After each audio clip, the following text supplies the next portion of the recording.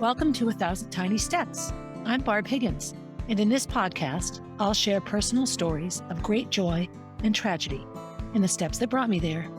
I have become adept at tracing them backward to find the origin of an event, good or bad, that has affected my life. I have gone from being on top of the world with Division I All-American success to being unable to get out of bed with the grief of losing a child, and everything in between. I am painfully honest, which can make people uncomfortable, but discomfort brings growth, and oftentimes, tragedy brings joy.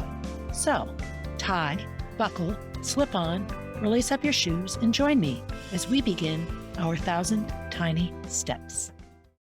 Hey everybody, Barb Higgins here, welcoming you to episode 62 of 1,000 Tiny Steps. For those of you looking at me, I'm wearing my Van Gogh Apple Blossoms shirt. It's not a shirt I could wear easily a couple of years ago, but I'm getting into looking at the sad parts of my life as places that I can find joy.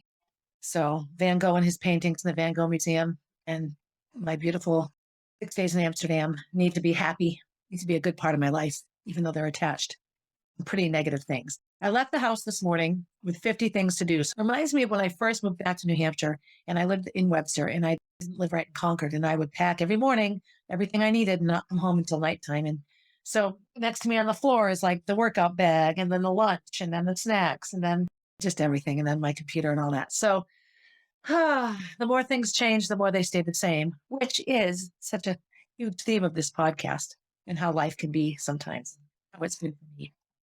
So picking up where I left off last episode, I'm talking about those years post-collegiate running and getting into running for Nike Boston and then finally realizing what I need to do is start my career and look at running as something I do along with being an educator. And so the winter and spring of 1988, I'm completing my first year teaching.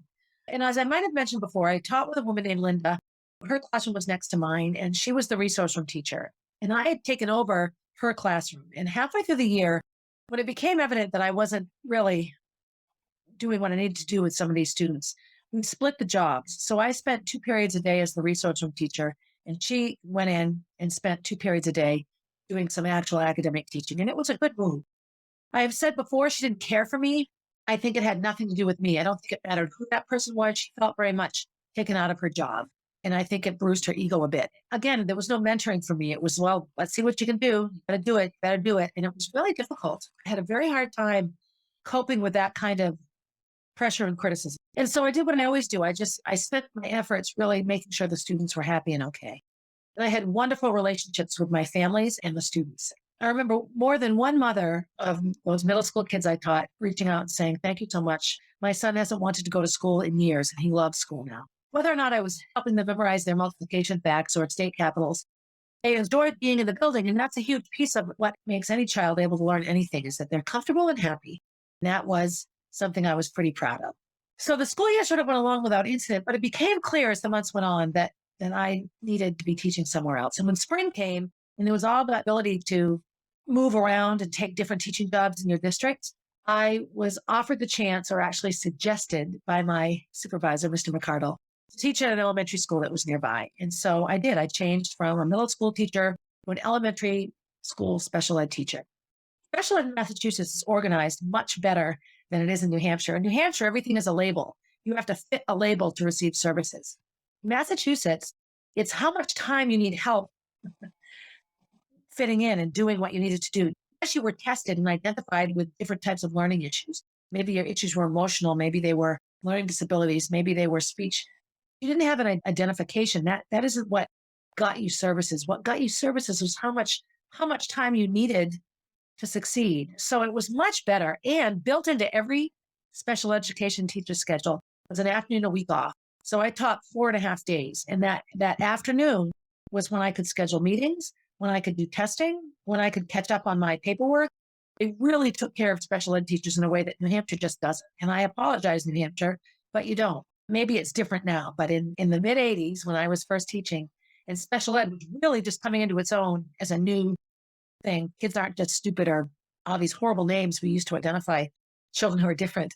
There were really things going on and support necessary, and everyone could improve. This was prior to inclusion as well. So if you did have an issue, Like I know at this time, Concord had a school called the Moral School, and it was where a lot of special ed students went and a lot of special classes were held. That faded away and phased out as I was getting into teaching, and students with disabilities and neurological issues and IQ differences and all of that were kept in their neighborhood schools, which is where they should be. That's where their friends are, and that's where they should learn and all of that. So as I marched through the spring, it was relatively uneventful. I don't have a lot of strong memories anywhere. I don't have a lot of strong running memories. I know that I was healthy. Nothing was injured on me as of yet in 1988. I was doing my best to balance the life of who am I involved with? Am I dating Sev? Do I still love David?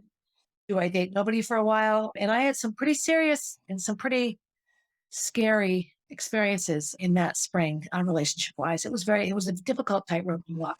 And I know it put a lot of pressure on Seth because there he was trying really hard to do good things. And I was a hot mess. And then I would be trying really hard and he would be a hot mess. And we really, really pretty equally sabotaged each other sometimes just with our inability to put certain things aside.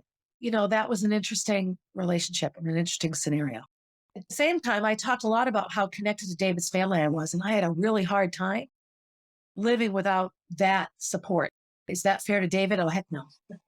That man really was a saint. He really did try hard to understand what I was and who I was. I loved his family and I loved my time with them. And so I couldn't commit or uncommit either way. I functioned in a state of fear. And it's such a mirror for all those years with Roy. And I'll get into that in, I don't know what season that will be, but I look at how much I was struggling, how much I functioned in fear. And children that come out of trauma do, because there's no safety and no assurity that the trauma won't happen again. When I was doing my student teaching years prior, I was at an elementary school and I had a little boy who had been in Turkey in the whole Turkish genocide in this horrifying time in his life. We got up to share. I was doing a little sort of social group and we were sharing things that scared us. And he shared being woken up in the night by the sirens and getting under the dining room table and having to stay there. And he goes, and you go back to bed. And then the siren comes, you get back under the dining room table, and then you go back to bed, and then you get back under the dining room table. And I remember thinking, this little boy is 7. How is he ever going to sleep? I have no idea what his life is like now. I couldn't imagine at the time what that was like, not being able to draw the parallel that I was no different. Mine wasn't an air raid siren and potentially being bombed. Mine was, oh, somebody's bad is in the house now, and it's not safe for me to sleep. And never knowing, sometimes if I went to sleep too early, I might not know who showed up or left after I was asleep. So there really was no safe way for me to fall asleep my entire life. In those basic needs and basic patterns, your brain gets wired a certain way. Neurologically speaking, we are mysteries. And I look forward to the day that mental illness, all the mental illnesses and all the things that we describe and identify as a disorder or a problem will be connected to actual physical scientific activity in our brain. We can stop judging people so much over what they do and how they behave based on what's going on in their heads. So the spring of 1988, I completed teaching at Joyce Middle School and was given a job at an elementary school, as I said. So the summer of 88, again, I don't have super strong memories of it. I worked at a running camp at Brandeis, went to Switzerland again with Martha and Sev again, did another running camp at Switzerland. This time we traveled to Liechtenstein. I didn't run the race this year. The year prior, I had run it. It's an 18-mile race called the Landwasserlauf. That means land, water, run. I had another amazing time there. Job-wise, I think I was filling in a bit for USA Track and Field. Martha still worked there full-time, working at the magazine a little bit. Martha and I did a series in that magazine where we went around and we had like a column on the back. We would write about different things. I remember we did an article on diners, places to eat, the Pig and Whistle Diner. I love diners, train car diners. Well, those are amazing restaurants that I really, really miss in our modern technology. There are still some out there and they're wonderful. There was one in Concord called Louis Diner that is gone and it makes me sad. It was just sort of more of the same. I had the stability of a full-time job and I had financial stability. I was able to pay my bills. I'm not good with money. To this day, I'm not good with money. I spent like an hour yesterday with a friend of mine helping me organize my finances because I just, if I have $50, I can live on $50. If I have 500, I live on 500. It needs to be analyzed and taken care of. The summer of 88 was, pretty much like any other summer. And I also know that it was a summer of pretty intensive partying and pretty intensive unsurety around Sev and what worked for us and what didn't work for us and what might be happening in the future. So the fall of 1988, I started teaching at Clap Elementary School, the LAPP. So in Woburn, they put the word "the" in front of schools. And it's a habit that I got into.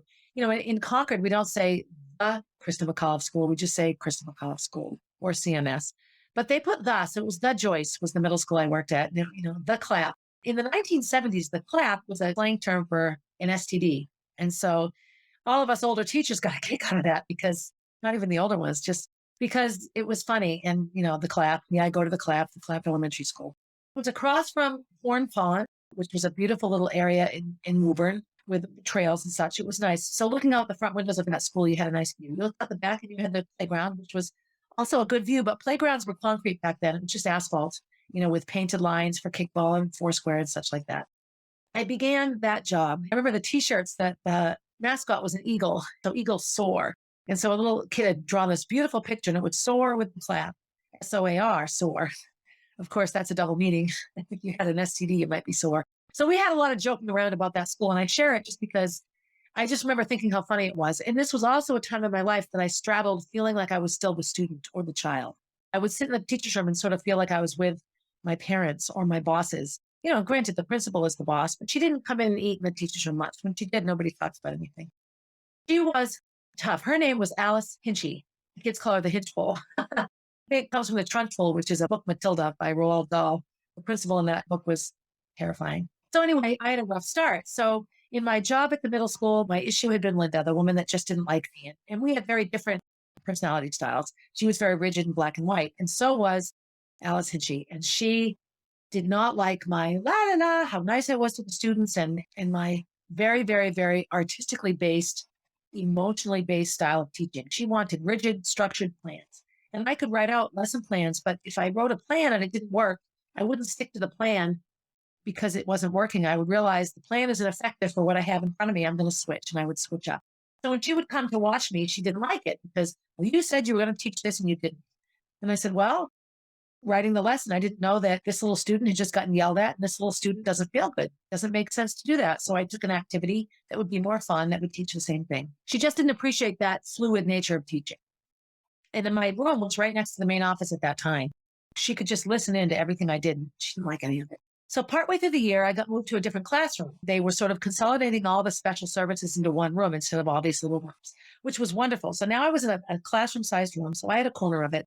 And then the speech and language pathologist was there. And the Title I person was there. And the occupational, all the specialists were in one room, which was great for us. But I think sometimes we're easily identified as kids that needed extra help. And in the mid-'80s, special ed wasn't significant enough to make those kids feel better. And so I spent a lot of time being the cool teacher so that these kids could go, yeah, I get to do these kids. So I had to do a lot of duties, recess duty and things like this. And so I was always, when I went out, always very active with the kids playing. I would pitch kickball. I would do foursquare and always be the one that, and they would fight over who got to serve. So I would serve. And then we'd rotate through that way. And it was a lot of fun. I had a really good time at recess. And what that did was it solidified my position in the school as a teacher that all the kids wish they could have. Did it feed my ego? Absolutely. So one of the things I did, there was a fourth grade teacher named Judy Javino, and she was a hot ticket, as Italian as the day is long. And she put on this Christmas show. She would do this Christmas show. And so she said, do you want to choreograph an act? I had done a kick line at the middle school. My spring semester at Joyce Middle School, there was a talent show, like a variety show at the end of the year. I did the seventh grade dance line. And we danced to the song We Go Together from Grease. And so I did half the girls in poodle skirts, looking like the good Sandy, and then half the girls in like black spandex and faux leather, looking like the new Sandy that falls in love with John Travolta when he's in his little leather sweater. So the song was the Grease song, Go Together. I did a really good job. I'm a good choreographer. And so Judy had seen that show and she goes, oh, would you help me? I always do a song with the fourth graders. And so I got a bunch of fourth graders together. And there's a song by the Waitresses called Christmas Wrapping. And it's a whole song about, you know what, forget it. I'm not doing Christmas this year. And the singer tells a story about meeting a guy and running into him several times throughout the course of the year and never quite getting together. And Christmas comes and forget it. I'm just going to do it myself. And she forgets something and goes to a store and runs into the guy. And they do Christmas together. And it's a really, really fun song with a really catchy beat. It's by the Waitresses, Christmas Wrapping. And so I had the kids with sunglasses and Santa hats, and the horn music came on. They came out and danced with the horns. It was amazing and wonderful, but it wasn't traditional.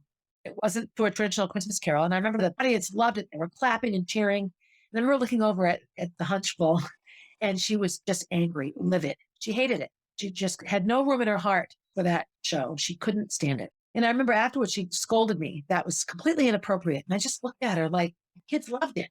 It's a Christmas song, and they danced and sang, and the audience loved it. How is that wrong?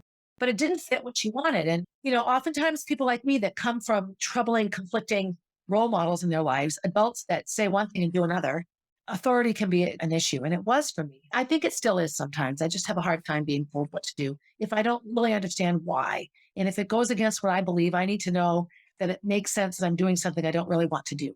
That was a lot of fun. And that year, too, was the year of Feed the World. There was a horrible, horrible famine in Africa. And all these rock and roll stars got together and created an album, Songs for Africa, I think it was called. And it was Feed the World. And that was the lead song on this album. And all these artists donated songs. And the album made, it was worldwide. And there was a music video. MTV was relatively new at this time. MTV came around in 1982. So now it's, 1988, those 6 years. And that was when they really did music videos. That's all it was. There weren't all these sort of ridiculous TV shows on there now.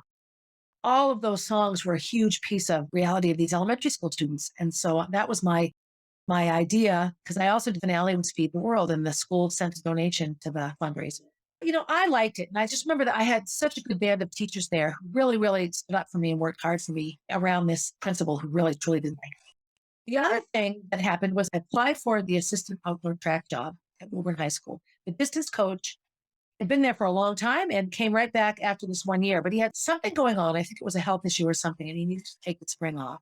And so I went in and coached. And had they just said to me, just give his workouts, I would have been fine. But again, it was one of these things where I'm the coach. They needed to develop trust in you. But this other coach came and watched everything we did. He was there all the time. It was intimidating because I always felt like I was doing it wrong, or what should I do different? And of course, they all went to him because they trusted him. He was their coach, and they had done really well. So I had these 4 really, really elite distance runners. And so I did well. They all ran personal best that year. We had a good year. One of them had been fighting injury, and I was able to just kind of work with her and get a let go of last year. This is a new year. It was difficult, but it was so much fun. And by coaching and being with these high school students, some of my 8th graders from the middle school were 9th graders now. I reintroduced myself to so many of these runners. It was so much fun. I knew, though, as the spring went along, and it was now into 1989, I was truly having a hard time with this position. I was still living with Brenda in Somerville, and that was wonderful. I loved my living arrangement, but she wasn't sure that she was going to stay there. Both of us were in flux. She had a boyfriend. The boyfriend was getting serious. Maybe they were going to move in together, maybe not. I had this overriding feeling that I needed to move back home, or that I needed to get on my feet somehow. So a number of things happened in the spring of 1989. So I was coaching. Again, I had a schedule now like I did in the fall of 87, where I was up at 6 a.m. and working all day, and then coaching, and then doing my own training, and then going to bed late. I will say during this spring period, my drinking was a bit more under control. I wasn't outrageously getting drunk all the time. In my prior year at the middle school, there was a group of teachers there that partied pretty heavily, and actually were into pretty heavy drug use, which speaks volumes to the fact that it isn't just teenagers and college students and drug addicts that use Coke. Coke was a rich person's drug in the 80s, and I believe it remains that way. And so my access to that through my new group of friends teaching in Woburn was alarmingly easy. Again, I never had to buy it. I was never meeting drug dealers and all of this. I was separate from the world of drugs, but I was pulled into using them. I walked in. It made me feel better. I now realize I have a relatively high diagnosis of ADHD, which a lot of traumatized children do. That whole jittery, always moving, can't pay attention, need to be doing 2 things at once way of forgetting life. And so cocaine is very, very soothing to people like me because it reacts in the brain in a way that is different than people that don't have this type of neurological response. So I knew that I had all these things going on. Things with Sev were becoming alarmingly not okay. And he had a life change. He was coaching Nike Boston, and I believe he was offered the chance to return to Oregon. I know that he left New England, but I know that those things, there was upheaval and change coming in the reality of Nike Boston. He was going to move on to other things. And all of these things were just in the undercurrent at this time. I remember in the spring of 89, my feet started to hurt. And I started to have a lot of pain in one foot. They didn't have MRIs back then. If you had a stress fracture, you had to have a bone scan. And those were very difficult to get.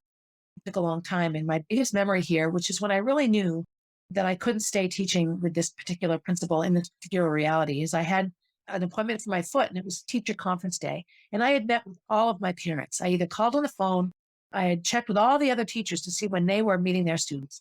But she was rigid. It's on your contract that you're in your classroom until 4 o'clock. And I had seen all my students. I was sitting in an empty classroom. So what I should have done is gone to her and said, I have seen all my students. I have an injured foot and I was really limping, noticeably limping. I hadn't been able to run, which of course gets the monsters in my head going, but I didn't. I just packed up my classroom and I came out the door hoping that I could just leave, sort of surreptitiously leave. And there was the principal standing right there. She looked at me like, well, you're leaving an hour early. And I said to her, I have seen all of my students. I have to drive to Wellesley Hospital for a medical procedure. And she was livid, just livid. So she pushed for me not to be rehired. And I remember meeting with my supervisor, Mr. McCardle, and him saying, there's a job for you here. You're a good teacher. We understand you're worth the effort on our part. But I was just starting to feel like, I don't know. And so I applied for a bunch of jobs again over the summer. I did say, I'm done here. I've had a wonderful 2 years. If you would like to give me a letter of recommendation, I'm resigning my position. And that's what I did. And so summer started, and I didn't know at the time the nature of my injury. And so I continued to train on it. They gave us these really strong pain medicines back then that we can't get now. And so I could take one of those pills and not hurt and then go run. They gave me the horses. It was called butazol in it. I've mentioned them before.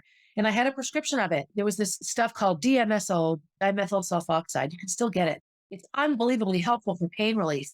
It was like a liquid, and you'd rub it on your legs or wherever you hurt, your foot, your leg, wherever your itchy was, and it went immediately into your system. An unbelievable anti-inflammatory. I'd have to do research on it now to see if it's even still legal or used, but I remember it was hard to get. I was putting DMSO on my foot all the time and taking this strong anti-inflammatory. We went to the Nationals, Nike Boston. I had qualified for the 3,000. It was in this race that I injured my foot in a way that would render me not unable to run for months. So I'm running the 3,000 and suddenly cannot push off on it at all. And it reminded me of the time that I ruptured my plantar fascia. So I'm thinking, oh no, it's a plantar fascia injury. It's the other foot. And I was just beside myself. I can't believe I've done this again. And I was just devastated and I could hardly walk. I got crutches for the rest of the trip. Seb was angry at me and I don't blame him. I don't know. It was just a disaster. And so after that, I got a bone scan and you have to drink this stuff, this like stuff that makes you glow behind screen. And sure enough, I had a stress fracture in my foot. Now, had it been like a metatarsal stress fracture, those are relatively easy to heal from. Mine was a navicular stress fracture. So the big bone on the top of your foot that all your metatarsals sort of attach into is your navicular bone. This is a really difficult bone to heal because blood flow to this area, blood flow to your feet is minimal at best. And the navicular gets hardly any at all.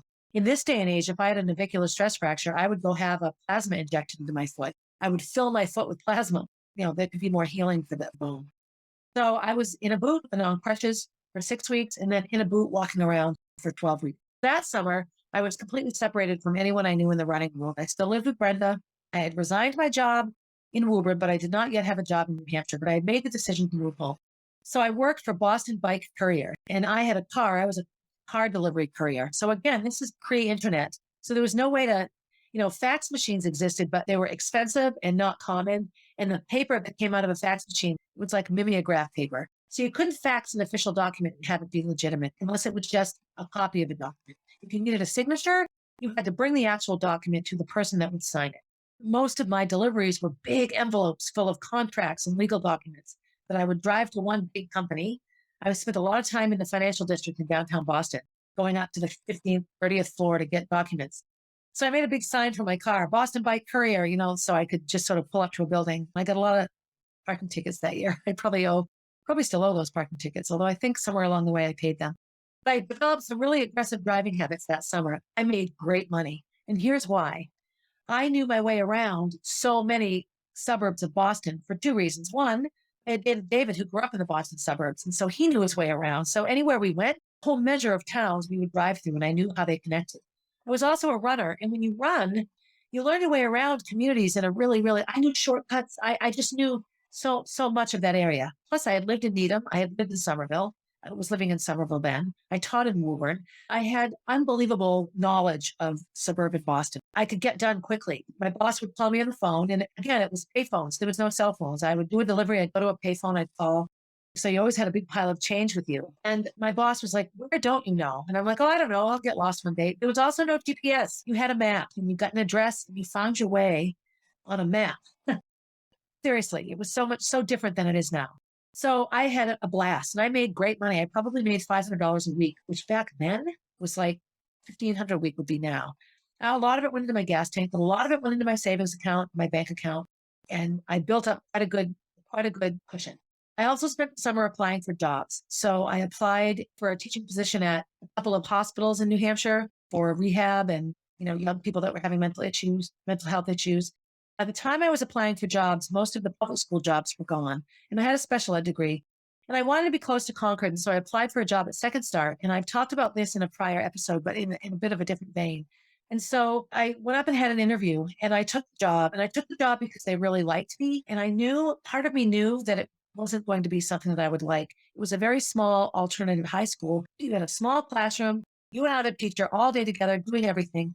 And it was one type of student. And what always made me survive in my first 2 years teaching in Woburn is that not only did I have my special ed students, I had my regular ed students, I had my track athletes. I had a balance, and I didn't end up having it in this particular position. So while I didn't lose my job in Woburn, I often say I've been fired for every job I'd had. I was asked to come back, but it was after really sitting down and putting together a plan of an action that I would take.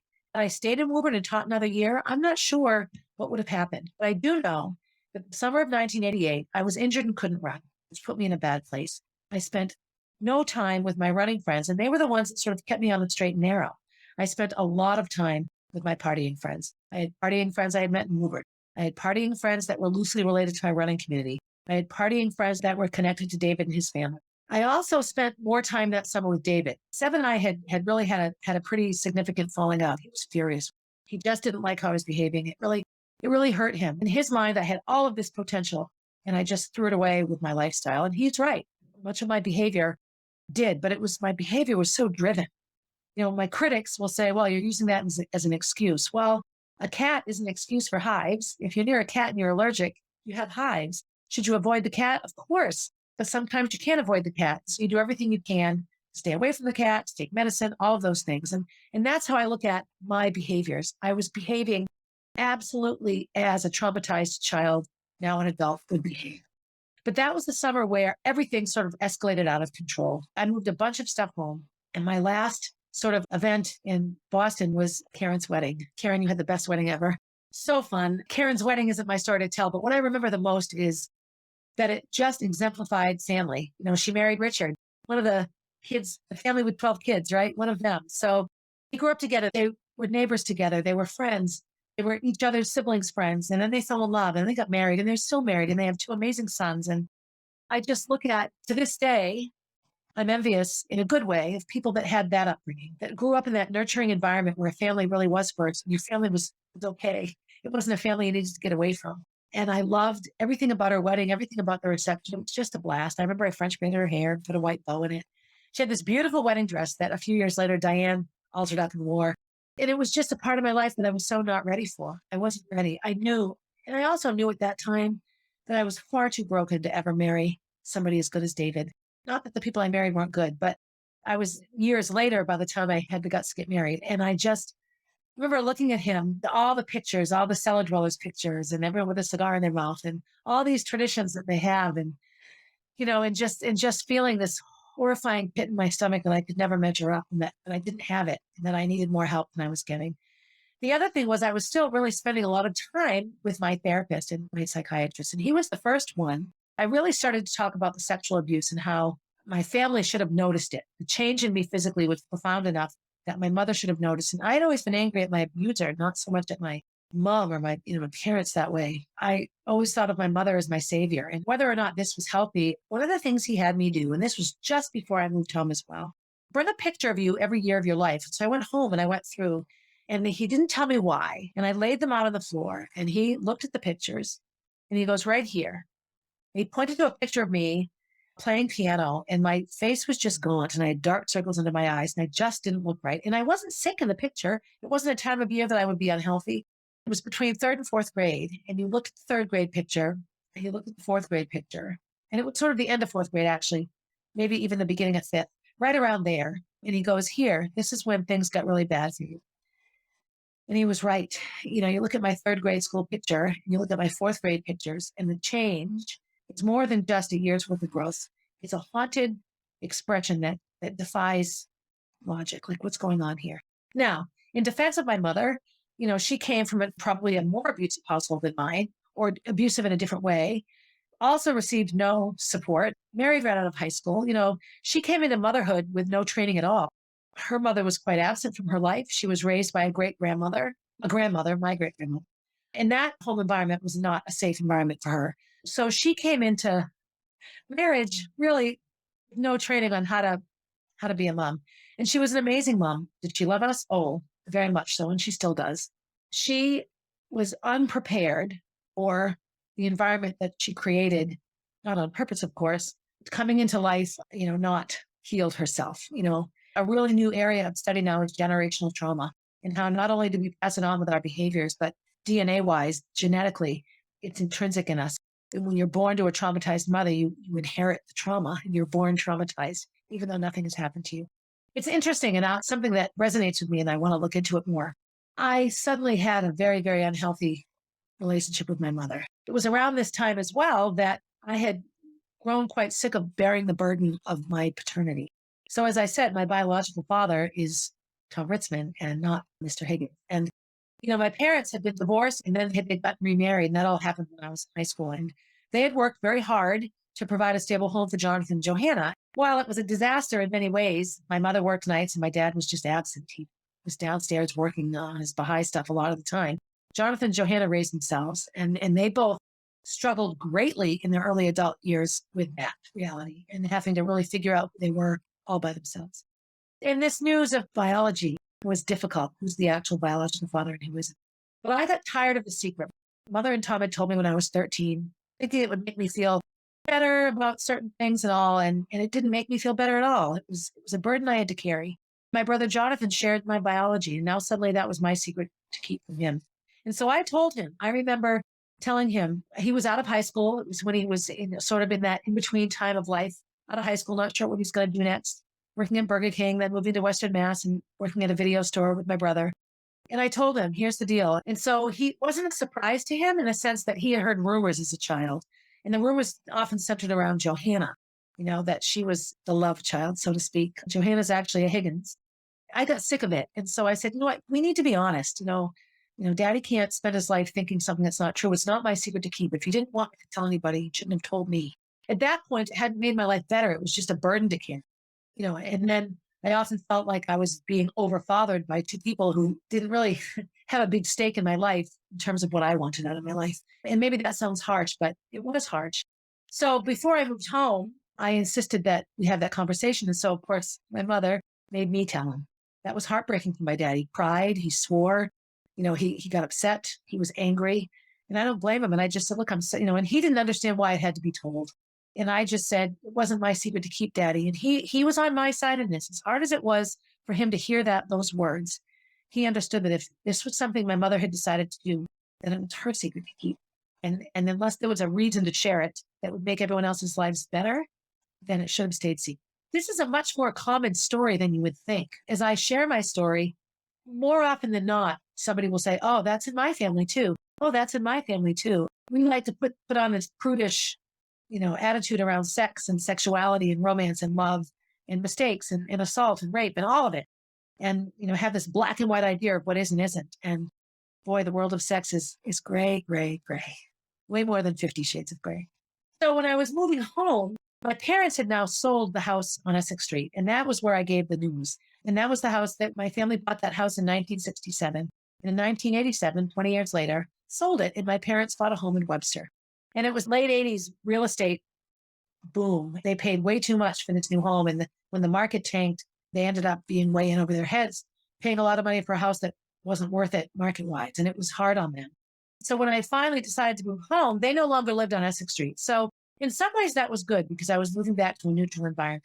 In other ways, it was a pain in the neck because now I was out in the middle of Webster and I had to drive 20 minutes, to go anywhere, to my job, to go to the Y, to work out, to lift.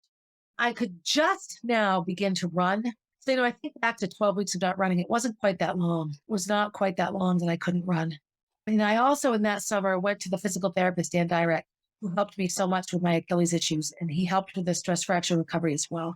So David's sister's wedding was right around Labor Day weekend. I remember moving home. It was Richard and Karen in their big truck. And it was like the day after their wedding. They hadn't left their honeymoon yet. And we loaded all my stuff, my furniture, I bet everything into the truck and drove to New Hampshire. And I remember they wanted to go to mass. It was a Saturday afternoon and there was no place to go to mass open. Often a Saturday mass at 4 o'clock counted as your Sunday mass. I don't quite understand all the Catholicism structure, but at any rate, we called everywhere, the Carmelite Monastery, all the different churches, and that was fine. But they helped me unpack. We were just in the middle of nowhere. And I remember driving back, I had to bring David back. And that was it. That was sort of the goodbye to Boston for me. My last weekend in Boston is this huge family event involving David and his family, Karen and Richard and all of the McIntyres and that whole piece of my life that is still such a huge thread in the fabric of who I am all these years later. And that was sort of it. And it was my geographical cure. I was home 2 weeks when I decided to go to AA and I started following a really rigid schedule. And I read this book on how to accelerate debt relief because I had all this credit card debt. And I put myself on a budget. I mean, I really did sort of pull myself up by the bootstraps because I wanted to be back on Nike Boston. I'd also been removed from Nike Boston. So I suppose in the vein of authenticity, I need to be honest about this. So I was at a bar and there was a band called Steve Smith and the Nakeds. And so a lot of my running friends liked that band because they often played at the end of the Falmouth Road Race. And they were playing at a bar in a really crappy neighborhood behind Northeastern. It was in a tough bar. But I remember Franny was there. There were a lot of people there, of all walks of life. I think Jane was there. A lot of runners were there. And a lot of David's family, not family, but that part of my life, people connect there. And I got hammered. And I was sitting at the bar, smoking a cigarette with someone. I don't know who she was. And she was connected to the band somehow, smoking a cigarette. I wasn't running at the time. I wasn't healthy. And I remember David and all his family, they were leaving, like, come on, we're leaving. And I'm like, I don't want to leave. You know, I lived in Somerville. I wasn't, there was no way I was going to be able to get home unless somebody in the bar brought me home. I went home with somebody. And so it was one of those nights that I don't remember much. And I remember waking up, the girl that I was sitting at the bar, I must have gone home with her, and I'm in an apartment. I have no idea where I am. I'm so hungover and feel so crappy. I was still living in Edam actually at the time. And I remember gathering my things, and just leaving. But I walked up my street and David was sitting on my steps. He just looked at me with utter disgust and worry. And he's like, you just never came back. Are you okay? Like, what the hell? He was furious. He's like, I'm out of here. We didn't speak for a couple of weeks. And I just really hurt his feelings.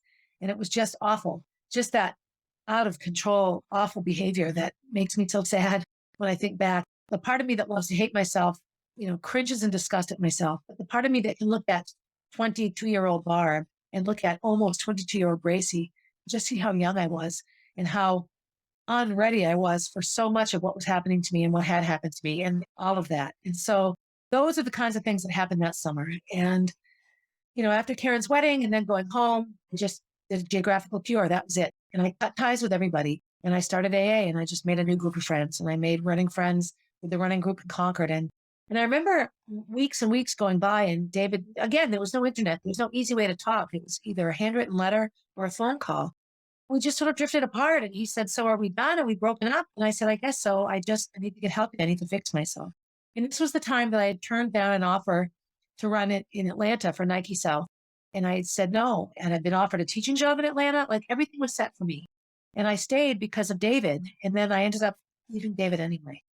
You know, that piece of my life and those decisions are one area that I often look back and think, what would my life have been like if I had done that, if I had gone south? Maybe it would have been wonderful. Maybe it would have been 9,000 times worse. I don't know.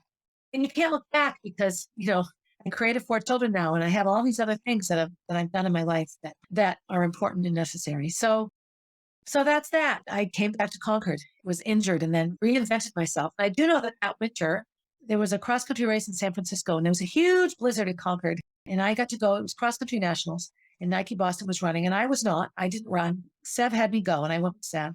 And I didn't participate in any of the social events. I didn't have a drop of alcohol. It was sort of like, I believe in you, welcome back. Sev and I were no longer in any way connected romantically at all. That was over. And it was a good thing. And he was on his way to other things. That was that. And I, you know, started getting into my teaching job there. Just a few months later, would end up meeting Chaz and starting that relationship and really just moving my life. So there it is, you know, leaving elementary school and going into middle school and all that I went through in middle school, dealing with the abuse and finally telling somebody what was happening and all that came from that, getting into high school and finding running, but falling in love with a teacher and beginning a relationship with a teacher that is incredibly illegal and wrong on so many levels and detrimental to me far more than to him, you know, and then just continuing this really scary pattern of relationships and finding somebody that I knew was good and safe, but being put into a state of fear because what you thought was safe wasn't in my life. The person that hurt me was somebody that I should have been able to trust. And obviously I couldn't. That messes with your mind. And so I go to college and I just continue. And now I get into living on my own and, and having no way to reconcile any of what happened to me. Therapy just doesn't cut it. But running fixes me. And then when I can't run, I'm all off kilter and out of control. And then I keep trying to fix myself. And now I'll start teaching. And now I'll do this. And now I'll do this. And I look at my life as just always hoping the next thing will be the thing that fixes me. And really, first of all, I didn't need fixing. I needed help. Understanding is what I needed. And as is the case with me, I could get straight A's with minimal amounts of study. And I could do really well at certain things right away. I could always balance the good with the bad. And I think oftentimes children who are abused in the way that I was learn that if you want to keep your family, you have to put up with what happens there. And what you have to learn to do is leave the house and be okay. There was a book called The Prince of Tides, and it was made into a movie. And it was about a family that had been horribly attacked by some criminals and, beaten and raped, all of them, the kids, the mother, and how what they did was when their horribly abusive father came back, they acted fine. Their whole life was faking that they were fine. And of course, as adults, they all had a terrible time. There was suicide and drug use and horrible, horrible things. And I remember watching that movie and really, really, I should probably rewatch it, but it wrecked me because it just resonated so much with how I would wake up after a night of abuse and just sit at the kitchen table and be fine. Hi, mommy, and just act fine, and how impossible that is. But what that set up for me anyway, I'm lucky. I have a high IQ and I have a body that's suited to athletics, and I like athletics. Lots of things worked in my favor so that I could function and find ways to be healthy in my life. I love music and singing is such a soothing thing for the soul. After Molly's death, I refused to let Gracie stop chorus. Gracie, you have to sing. You have to sing every day. It's just a necessity. And she did. And she danced and just connecting to music. As I moved back to Concord, I've already talked about these years and how those struggles have continued for me. This was just a crux for me. I came back home, returned home. I was a returning citizen to the city of Concord, ostensibly for a year. That was my plan, to get out of debt and to rejoin my running life away from Concord. And that just didn't happen. I really got drawn right into my hometown. So I'll stop here. This would be a logical place to end the season, since my seasons are about chunks of my life. But I'm not going to do that. I'm going to continue along with season 6, and I'm going to talk about my early childhood. So as always, do something good for yourself before you do something good for someone else. Breathe your oxygen. Don't forget. And thank you for listening, being a part of my life and my storytelling. And as always, have a good day, everybody. Hey, thanks for listening and for supporting 1,000 Tiny Steps. I hope you enjoyed the episode and will continue to listen. Feel free to leave a review and share my stories with your friends. Also, please reach out if you have stories to share. I love hearing from and connecting with my listeners. If you would like to know what I'll be talking about down the road, you can find me on Instagram at barb_444, on Facebook as Barb Higgins, and at my website, www.1000tinysteps.com.